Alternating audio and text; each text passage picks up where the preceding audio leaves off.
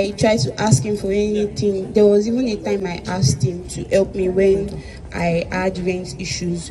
He just ghosted me, and then later, after a while that he knew that everything was already calm and I didn't need the help anymore, he came back and started texting me again.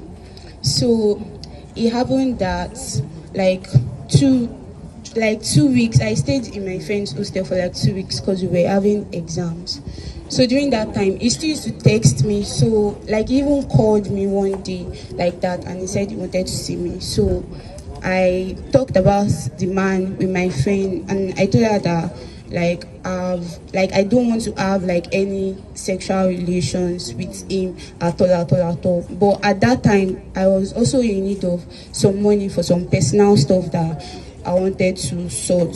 So that was where the idea of like stealing cash from him, like maybe from his car, because mostly people used to like have cash inside their car in the middle place of their car. So the idea was that like if he agrees to do BDSM with us, BDSM is like the kind of sex where you tie the person's hands and legs. So while his hands and legs are tied, we can like take cash or whatever valuable we can find and live with it.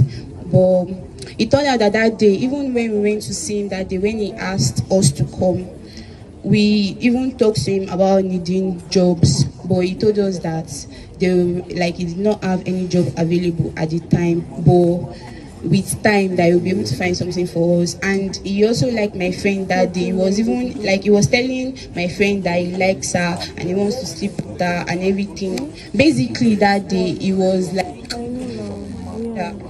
he was proposing that he wanted to like have sex with the both of us.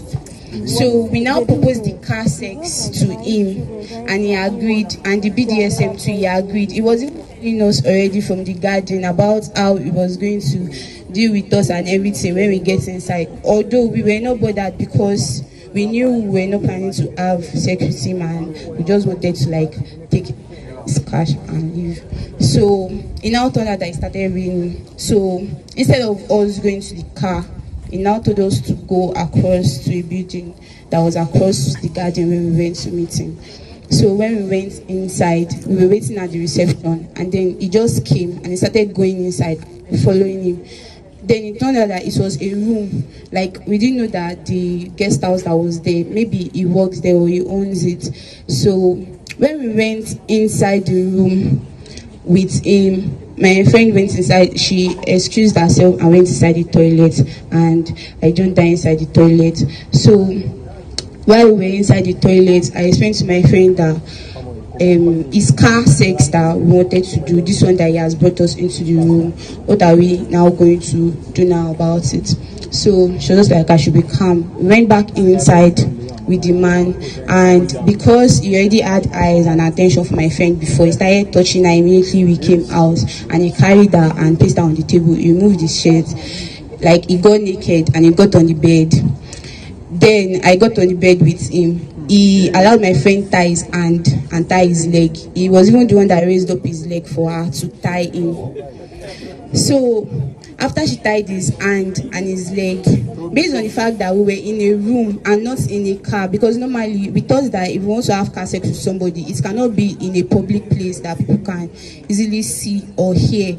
But because it was in a room, so we were already thinking about what we were going to do, like in case like maybe he start shouting or something.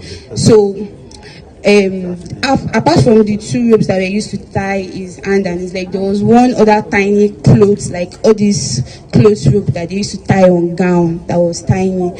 So after my friend tied his leg and his hand, and she placed the rope in his neck, so I had this small cloth I used to tie on my head, like small handkerchief I used to tie on my head like a scarf.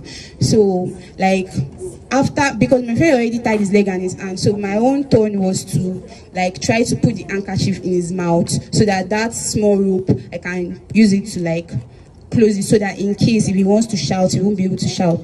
But But because I panicked and I freaked out, when I put the clothes in his mouth, he removed it and he told me that he did not want it. Then me too, I now took the clothes and I put it in my mouth and I told him that it's because we don't want him to moan too loud, that's why. But he refused. So during after that time that I refused to put the clothes in his mouth, I just like left him because I also panicked. That was why I could not tie the clothes in his mouth. So during the course of me being on the bed and just caressing him and everything, my friend went to the bag. We already had this thing before. We already had retinol in our bag that we were supposed to like give to him so that he will sleep like after, so in case, so that we'll be able to leave. So my friend poured it in her hand, and when she tried to pour it into his mouth, he turned his face away and he did